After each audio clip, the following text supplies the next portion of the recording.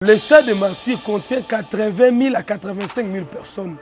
Lorsque vous nous dites que Fally a mobilisé au moins 135 000 personnes, mais c'est la mort. Stade Wana, à force que vous avez belé, vous avez 130 000, 140 000, 150 000, n'a pas mouvement, n'a pas chaleur, n'a pas étouffement, il y aura aussi un jour, ce stade de Martyrs risque de s'écrouler. Et quoi il y a? Parce que les gens viennent sans calcul. Place yo que nous faisons route au yébité. Mais vous savez maintenant le yenge, toko buka loko, toko buka stade yo, monsieur. Ba musala mena kati yo yébité.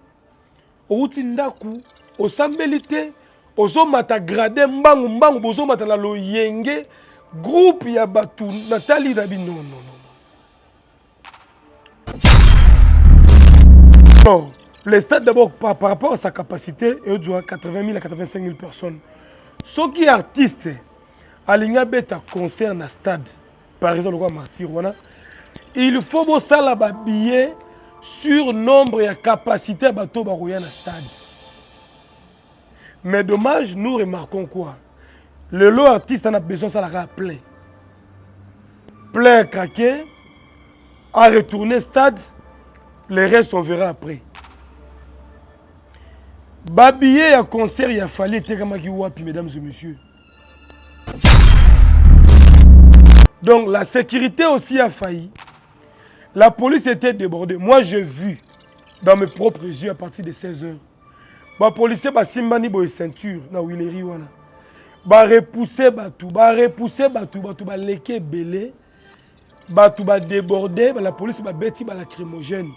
Batou ba koyi, ba na basi ba sapote yeux ba belé, ba poto, batou ba nager, na ba bou ba maïza na ba stade wana libanda.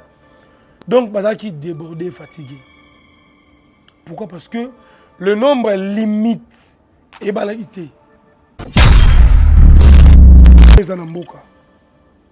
Ba passer ba loba ki ki tozo mona makila na mboka. Boke ne stade té. Ba pasteur ba lekaka ba loba ki awa mais comme on mesana ko finga ba tubo fingi na ba commentaire.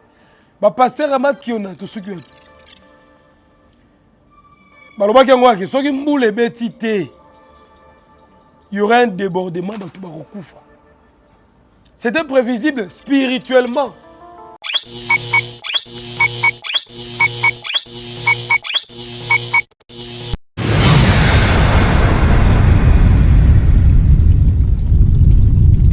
Mesdames et messieurs, bon début de semaine à tous et à toutes. Nous présentons également nos sincères condoléances à toutes les familles qui ont perdu leurs êtres chers. Donc, mesdames et messieurs, on va essayer de parler sur l'actualité. Comme vous le savez, l'actualité culturelle reste dominée par ces concerts mythiques et historiques de l'artiste musicien congolais Fally Ipupa, qui s'est produit le samedi dernier, 29 octobre, au stade des Martyrs de la Pentecôte de Kinshasa. Alors, Boutalaki, déroulement événement, mais juste après le concert, vous et nous, Théoromona, Baka et Belé, décès, les gens pensaient qu'il y avait 2 morts ou 3 morts. Mais lorsque la police et le gouvernement congolais qui étaient sur le lieu, Basali enquête et investigation, communiqué au moins 13 morts. 13 morts répartis en 2 catégories, 11 civils et 2 policiers. Ils allaient perte moko en vies humaines. Alors ça fait tellement mal. Mesdames et messieurs, on va exposer cette histoire parce que on en parle un peu partout à travers les réseaux sociaux. C'est vrai, le concert a eu lieu. Félicitations, courage à l'artiste Fally Ipupa parce que il s'agit de la 5e génération. Après génération Papa Wemba, Kim Kester Emene, Koffi Olomide, génération Wenge, 4e génération, le 5e génération, Fally, Bafere, Héritier, et tant d'autres, super élèves. C'est une très bonne chose. Alors, mesdames et messieurs, on va décortiquer ensemble avec vous, décès au Salamagina Stade des Martyrs. Alors, sans plus tarder, on va prendre point par point. Alors, le Kamotal, d'abord, organisation. likamotali organisation à qui la faute par rapport à la loi. Mesdames et messieurs, je vais vous choquer un peu. Bon, bien que nos pays allaient avancer, nos pays allaient développer. Lorsque un événement de grandes envergures, le rôle à concert populaire, na stade, na esplanade, na salle minene, on doit prévenir que guérir. On doit prendre des précautions adéquates pour éviter les pires. Je vais parler ici sur d'abord la capacité à Stade des Martyrs. Vous le savez tous que le Stade des Martyrs ne contient que 80 000 personnes, au maximum 85 000 personnes. Na kati wana nzunga ma famille wana. Ndenge basalela yango. Depuis 93 ba inauguré yango, le Stade des Martyrs contient au moins 80 à 85 000 places assises. Ce qui est débordé. Donc, il y a un match à Léopard Mingi, bon, on a la télévision, le stade plein à craquer, comme un œuf. Au moins 80 000, 75 000 personnes. Bon, on a un match à Congo, match à Léopard, et ça se passe comme ça. Alors, le stade, d'abord, par rapport à sa capacité, il y a 80 000 à 85 000 personnes. Ceux qui sont artistes, à l'Ignabeta concerne un stade, par exemple, le Martyr, il faut que ça la billet sur nombre et capacité à bateau barouya na stade. Mais dommage, nous remarquons quoi? Le lot artiste en a besoin ça la plein. Plein craqué, à retourner stade, le reste on verra après. Babillet à concert, il a fallu tegamaki wapi, mesdames et messieurs. Bopé sanga point de vente, il y a babillet à fallu à concert. Je vous dirais que bateki babillet à fallu, na ba bar, na ba station essence, na ba point de vente, il y a ba onja, cube manji onja, na ba point de vente ba moto TVS. Sur sombi huile de frein moto TVS, ba sur billet. Oui, que non, les billets ont été rachetés par les sponsors. Pareil, Brassicole a somba qui va billet 50 000, et réseau de télécommunication qui, Onja et Sombi, Moto et Sombi, pas mal de sponsors. Ça c'est bien. Mais billet, on a un nombre de combien? Puisque le même jour il y a concert, quand nous sommes arrivés le matin vers 9h30, les portes du stade n'étaient pas encore ouvertes. La police était encore dedans, à l'intérieur. On peut savoir une leçon morale. Pour continuer à accueillir le public. Comment est-ce que va retraiter Bango? Déjà, il y avait la foule dehors à 9h30. Arc-en-ciel de Milikolo. Nous étions là. Tomoni Batoumoussous, on a un jeune garçon. Aïe concert Yemoko. Soit na chéri na eto na ami na ye. Mais Moutoumoko a simbi 7 billets. Moutoumoko a simbi 7 billets. Nga oto billet na nga yango. Nakotanga na concert yango te na libanda. Billet na nga yango. Moutoumoko omona libanda stade a koti na 7 billets. Aïe nango stade. Maintenant on se demande ba billet o ya fali ba kabole ko le rôle ngouba ba multiplier ki yango 300 000 billets, nombre exagéré, débordant. Le souci majeur, l'objectif principal, c'était de faire un plein à craquer. Les restes, on verra après. Sans pour autant tenir compte de la vie humaine, où il s'est déplacé, s'est mobilisé. Mesdames et messieurs, le stade de Martyrs contient 80 000 à 85 000 personnes. Lorsque vous nous dites que Fali a mobilisé au moins 135 000 personnes, mais c'est la mort. Stade Ouana, à force que Bozoya est belé, Bozoya a 130 000, 140 000, 150 000, n'a pas mouvement, n'a pas chaleur, n'a pas étouffement, il y aura aussi un jour, ces stades de Martyrs risquent de s'écrouler. Et quoi il y a? Parce que les gens viennent sans calcul. Et ça, c'est comme organisation. C'est une question d'organisation. Mais là, si nous regardons bien à la lettre, l'organisation a failli à sa mission. Bogosa l'a babillé sur le nombre de 6 plutôt le nombre de places assises aux stade des martyrs. Bon, on multiplie bien on peut ça tellement que donc oh ça ce qui soit aussi papier duplicateur, ça peut vous dire même 15 billets par rapport à l'argent dans la longueur. Donc bah multiplier bah billets, tu éviter bah billets avec un stade ouana, ce qui est où tu vois, au moins un individu à télé mina coin, na liboke bah billet, à hauteur billet 2500, il y a du billet ouana wapi, puisqu'on nous a dit que les sponsors bah ceux qui bah billet nyonso, ce qu'on est tambola qui les jours j'ai un concert et où t'as qui wapi, ça prouve qu'il y avait un problème. Mesdames et messieurs, bah événement le rôle bah concert bah stade des martyrs, bah pays ou bah loi. Sur au stade pour ça la concert, il faut s'assurer assurance santé, assurance vie à Batou. Au cas où il y a eu dégâts, il y a eu incendie, il y a eu mort d'hommes, il y a eu des pertes de choses, des biens de gens, qu'est-ce qu'on doit faire? Est-ce que Fally et ses amis, besoin d'assurance? C'est une question qui reste posée. Mais j'espère que les artistes professionnels qui comptent dans l'aspect surtout. Autre chose, tant que un stade de martyrs au concert, papa, il faut qu'il y ait la sécurité. Mais nous avons suivi plusieurs émissions, il y a artistes Fally Ipupa, même la chaîne nationale RTNC, à la veille même il y a concert. Tout une question dans Fally, quelles sont les dispositions prises par rapport à la sécurité à Batou? Alors bien, tout va bien. Il y a la police nationale congolaise qui sera là. Il y a aussi les conduits protège. Mais tout le monde est policier depuis 9h, bazar debout. Aux alentours, il y a stade des martyrs. Triomphal, Pont Abi, entrée, Willery, au contourné Wangata. Il y avait des policiers partout. Les policiers debout de 9h jusqu'à la nuit. Papa, dans mon cas, tout ça, la rotation, en France, dans les États-Unis, dans les pays développés. Que au côté Moussala, après 8 heures de temps, l'équipe Moussou Bimi, Moussou va remplacer. Ça ne se fait pas chez nous. Les mêmes policiers qui sont martyrs depuis 8 heures. Font la porte presque à 10 heures juste. Fandi wala ti boutou, na masse de koya, qui débordé, comme épuisé. Pensez-vous que ces mêmes policiers ont tenu à 21 h 22 heures? Il a un problème d'énergie, il a un problème de faim.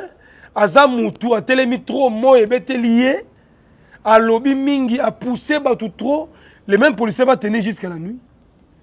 Raison pour laquelle nous avons dit que les policiers vont céder qui?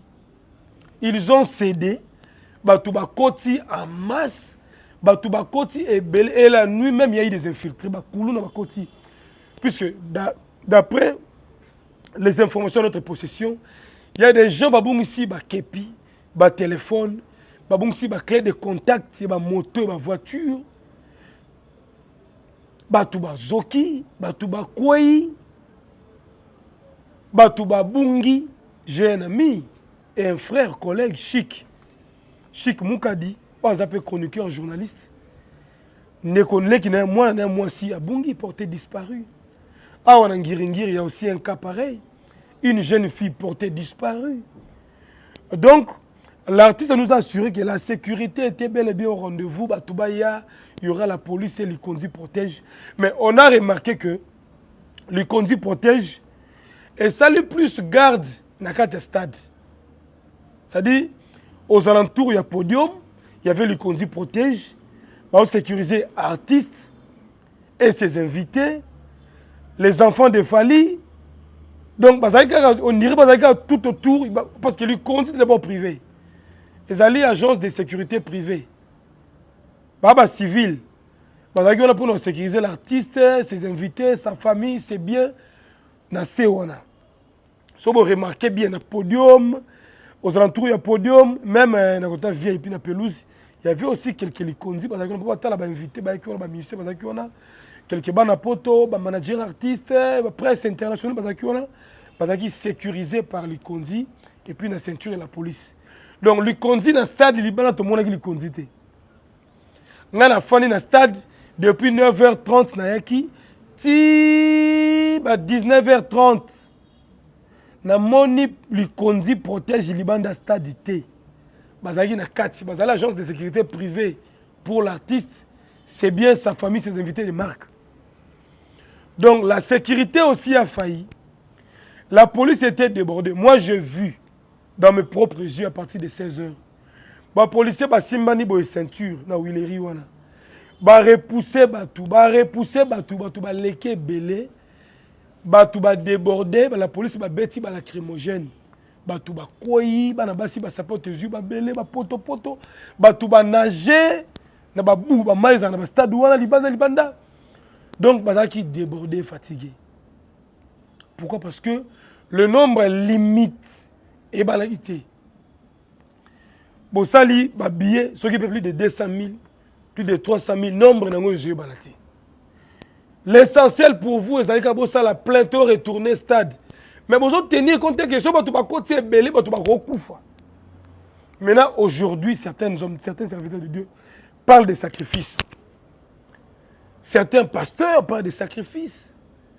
Tu peux savoir raison ou pas. C'était un chaos préparé ou comment? Et ça, négligence, imprudence, ça a été fait par beaucoup d'orgueil ou bien comment? Stade des Ali, n'habite à Stade de France, tu as Stade de France, il y a un billet bien numéroté. Au sommet billet, il y a une place non que fanda.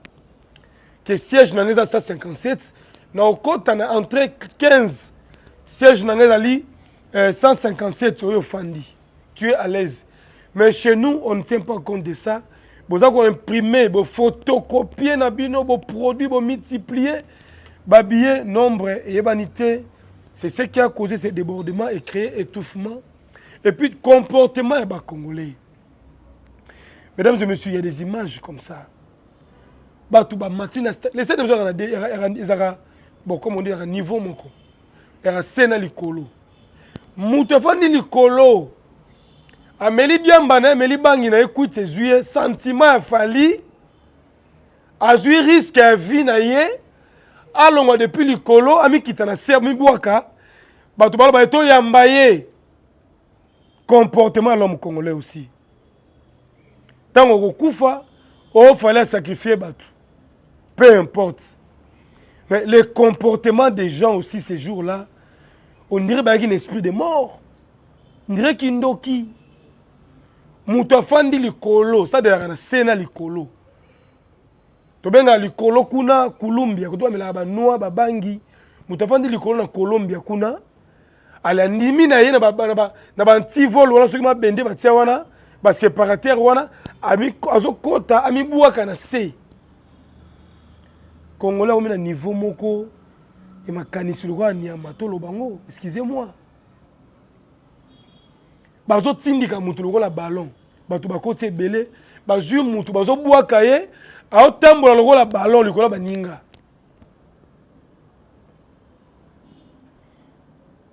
Donc na kata stade wana surveillance ses activités.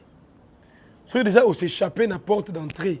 Au laxi biopé simbon no matin na stade l'escalier on a pampa au côté na ba gradé na kata stade wana c'est fini. Il y avait ni agent de l'ordre dans la kati. Attends, la sécurité privée qui est gérée tout bazalagité. On a vu dans les images une jeune fille a un bébé il y a 3 mois. Quel risque? Si on est une fille, on a un bébé il y a 3 mois ou 4 mois. Au cas où il y avait des tirs de balles, au cas où il y avait des gaz lacrymogènes, au cas où place à fanda qui stade de s'écrouler qui, ou bien les bangs qui me montrent na koufi. Yo moi si jeune fille, na bébé il y a 4 mois ou 5 mois, on est dans le stade. On a la famille et puis mon bal moi sur Nazab. Ba pareil jeune fille baza wapi. Ici que ça na bato belé, bando ki bae, ba voyou, ba chien ki ba kuluna ba koti. On a bébé na il y a moins d'une année, il y a moins d'un an. Sentiment la musique. Ko sambela bolingi te boliga bisengo mokili. Bato boko là. Alors, en dépit de ça, mesdames et messieurs, un autre aspect, lorsque vous voulez organiser un méga concert, dans le stade Martyr, Stade de France, Bercy, Stade 20 mai et autres, même Abidjan, par-ci, par-là, La santé n'a pas de prix. Hein.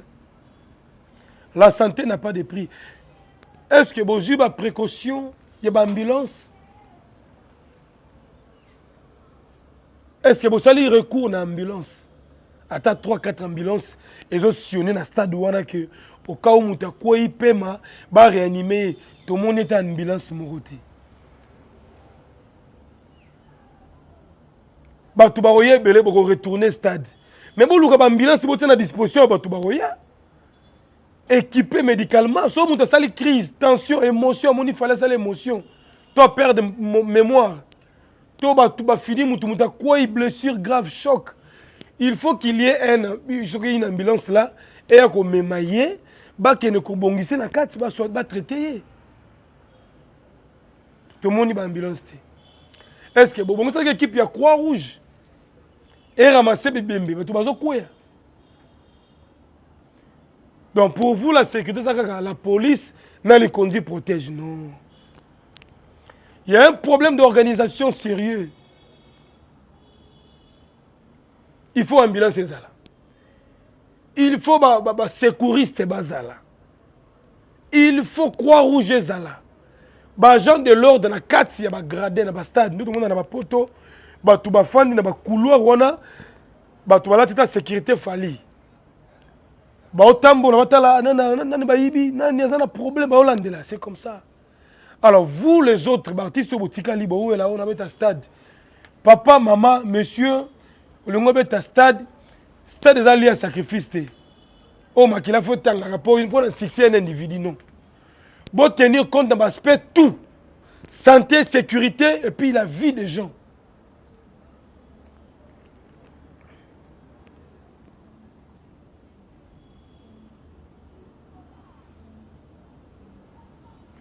Le concert doit être organisé. Faut que non. Point de vente, billet, eza Victoire, Kitambo, ezali Rompwengaba, ezali Pascal, eza Kimbanseke, eza Magasin, ezali Royal, eza Gare Centrale, boté point de vente, et billets, et ebani. Et puis le nombre de billets sont calculés par rapport au nombre de places assises dans le stade. Ça se fait comme ça, professionnellement. Et que vous avez une magie, vous avez 10 billets. Ok, mais la basanga, vous avez un billet en vrac. Au continue na bar, na kuzu, vous avez un billet. Nombre de gens, vous avez un billet dans le stade. Vous avez un billet dans le koyo. Vous avez un billet oyo. J'ai cherché la badge pour la presse. Vous avez un la veille, concert, vous avez sacré babasui. Depuis midi, 16h, dans mon badge, j'étais fatigué. Il fallait que je me ramène à Kendaki. Bato bazonga na stade de Martyr, 19h 20 bamonaki na ti le collé, après ça qui ba badge à presse. Moi je n'ai pas réussi ça parce que na yaki de 12h ti 16h kozela honore bazaka ba su aya moni biso boye à côté na stade banda kenda. Qui sola mon mboka ba opona bato bango opona, on s'en fiche de ça, il y a pas de problème. Mais on voulait quand même apporter notre soutien tous à la kati, tous à la paix à l'aise et qu'on sort voilà. Alors par défaut aux badge na sala ke fo na zo billet ya concert billet ngo tant na moni bato baleki full bon moni bato ba kota et puis bato ba kota na stade ngo bozo kota le rôle ba même le rôle ba nzoi place yo que no fanda kutu oyebité mais bozo matana loyenge toko buka eloko yo toko buka stade yo monsieur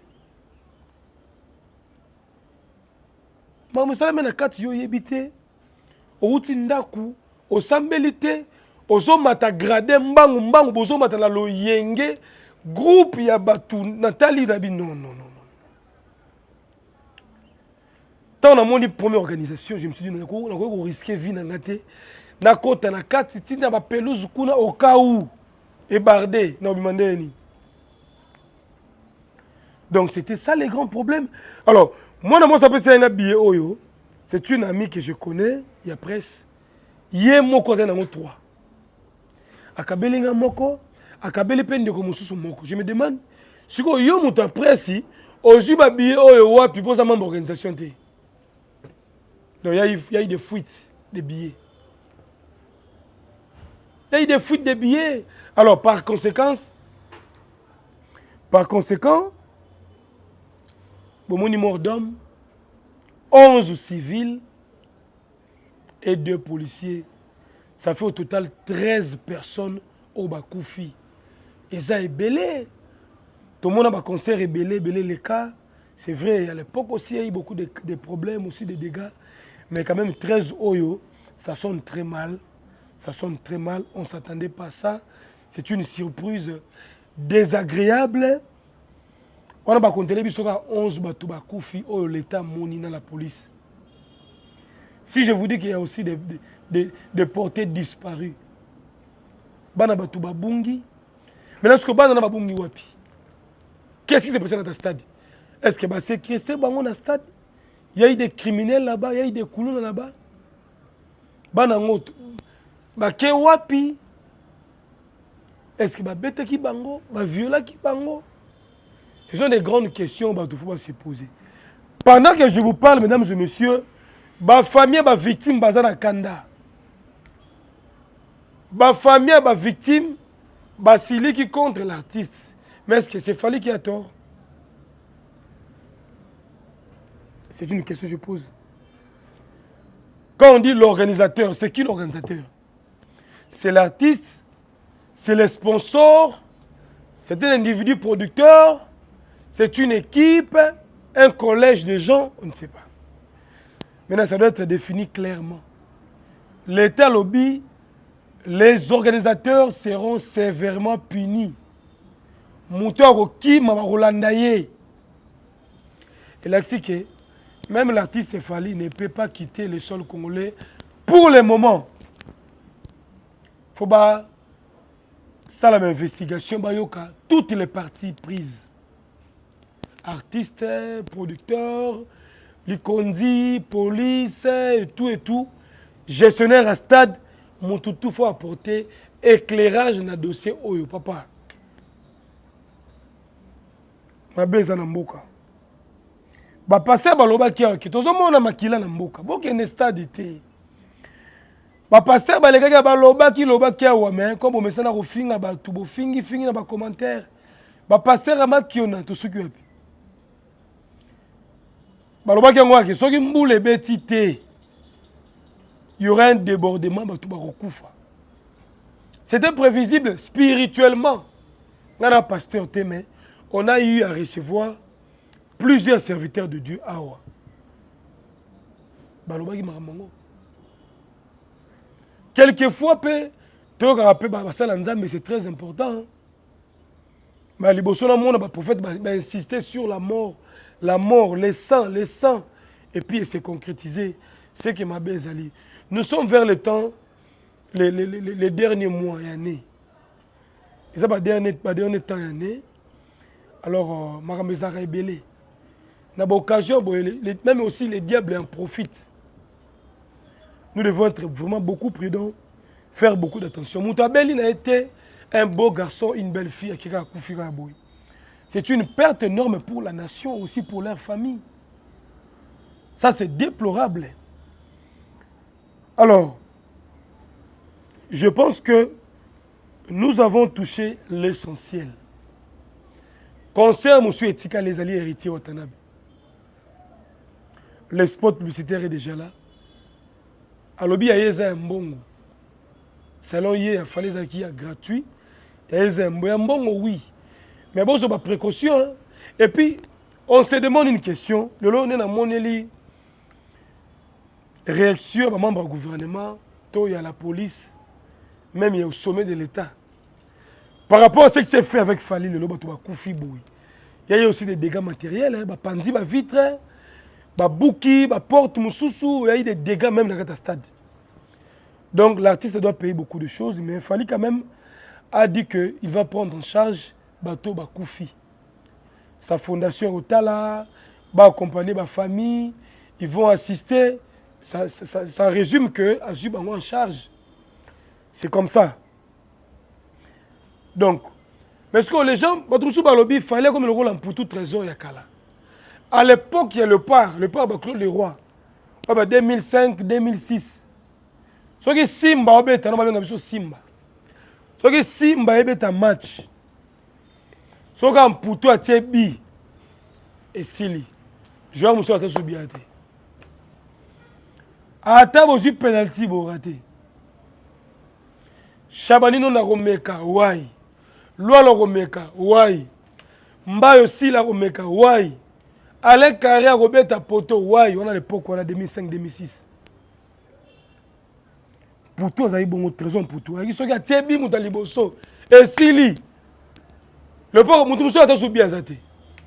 Il paraît zaki babilo on a diable touré. Eh bah congolais, babi zaki babilo on a. Le bon Poutou, à ta deuxième but ou troisième but, on a gagné score mort lourd. Mais ça bandibi, bon Robert taba poto banzadi. Ce que bato balobi qu'il fallait pas comme bongo. Dans quel sens? Fallait petit concert à Bercy l'année passée. Ba combattant ba boy fallait beta. Babi les payé sous occupation rwandaise. L'artiste est mort au Congo avec ta musique dans la diaspora. Mais il y a joué Arena, ce qui Bercy.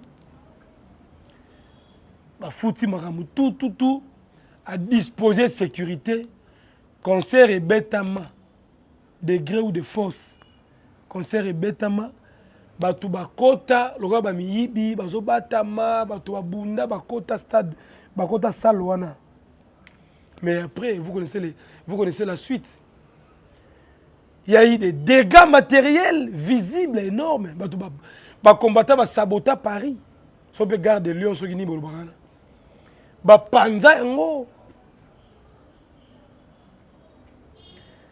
Mais l'objectif pour l'artiste, c'était quoi? Abeta kaka concert. Tembe. Binone Tembe, abeta concert. C'était quoi la suite après? La préfecture ou la France, Balobanine. Fini pour les artistes congolais.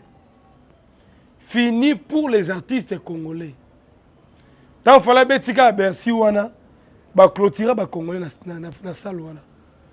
Mutu mo ko beta sous musique wana te. Ezala ba ki pasteur au chantre chrétien même bié au beta te.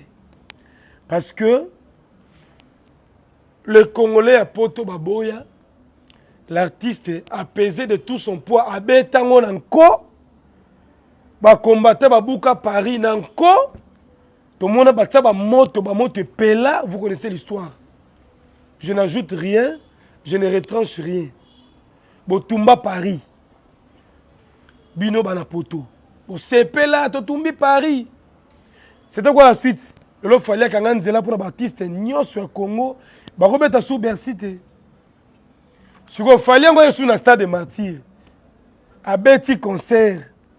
À retourner stade, à salir plein débordé. Plus que le nombre de places assises. Conséquence, dégâts matériels. Conséquence, pillage, koulouna. Conséquence, la perte en vie humaine, Batouba Koufi. L'État peut assurer qu'il y aura plus de concerts au stade de Martyrs. Donc, ce qu'il fallait aller à la place ouana, il faut Batouba là. Il y a des gens qui pour tout trésor. Il y a des gens qui ont relayé un message. Est-ce que héritier le 25 décembre Robert dans le stade? Vie Marambo et Salami. Parents qui ont sous moi 16 ans, 17 ans, 18 ans, 20 ans, ont un concert à Missia Mokili à Congo. C'est comme un risque.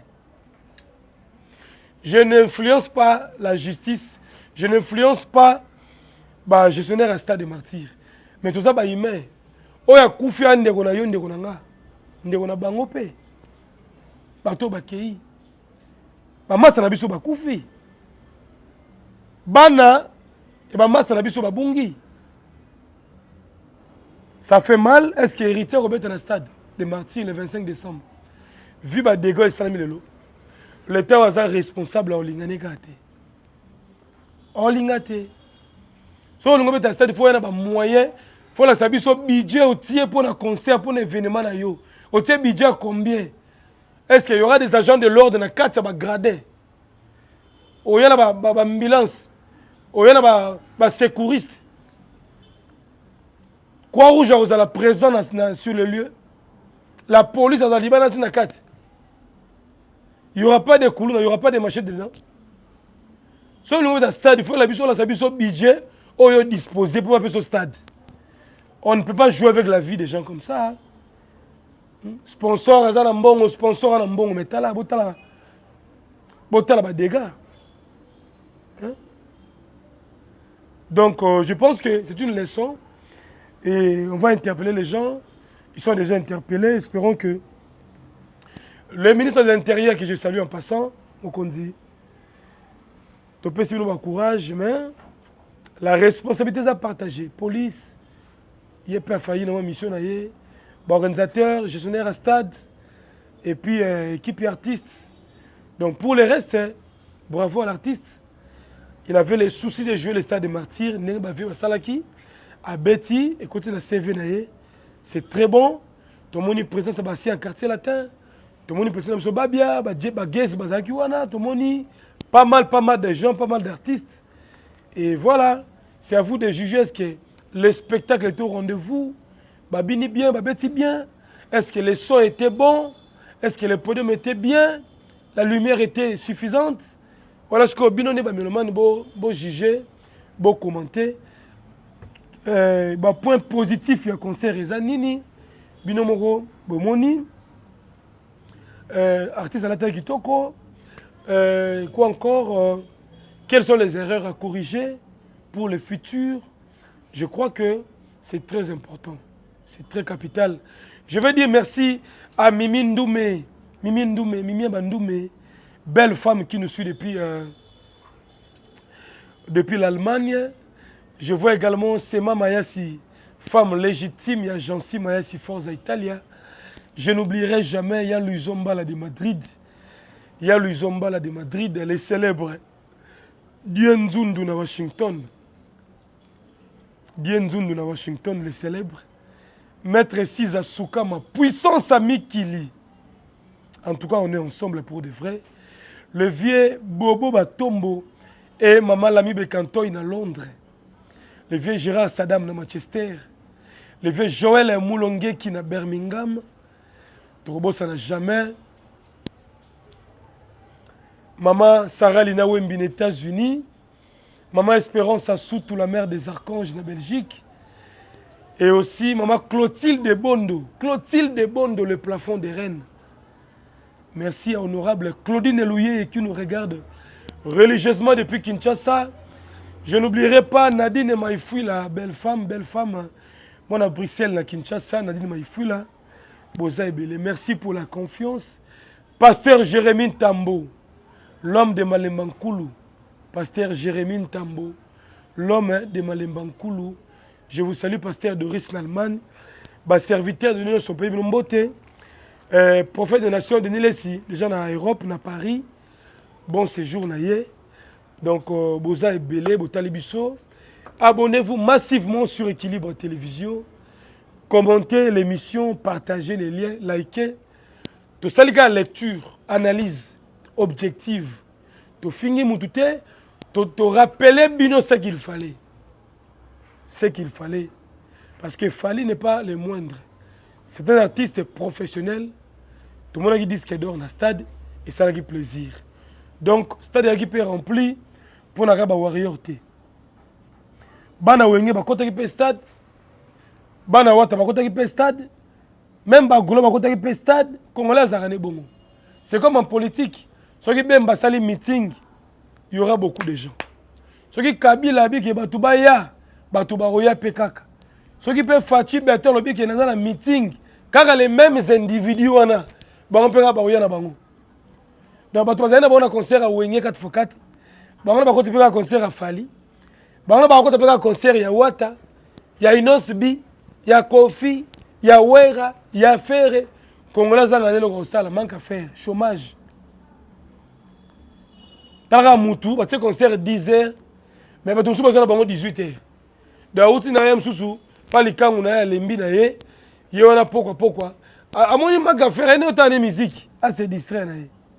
Et puis les mêmes gens bah dans concert, on a plein bah yembi Fali. Dimanche bah qui sur église. Quand même bah tout kaka.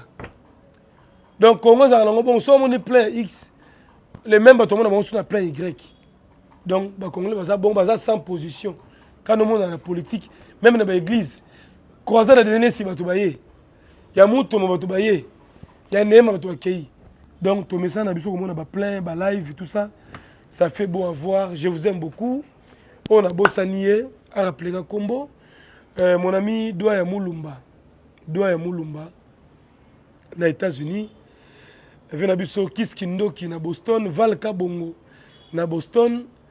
Donc, Bertoni Mako et Star Plus na Canada. Boza et Belé, Belé de Chris Konde, un bon tonton à Paris. Botalab extrait, Botalab extrait. Des battements qui le voient dans un stade, sans calcul et tout ça, ça fait mal. Aux hommes colo, aux hommes adultes, il faut comment marcher. Et puis il y a eu trop de mineurs dans le concert, on a fallu.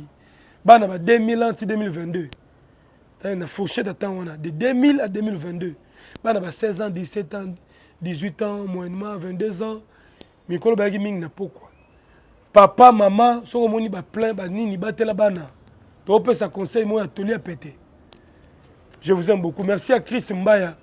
Chris Mbaya derrière la caméra. Et aussi à Exaucé Miso à la régie finale. On vous aime beaucoup.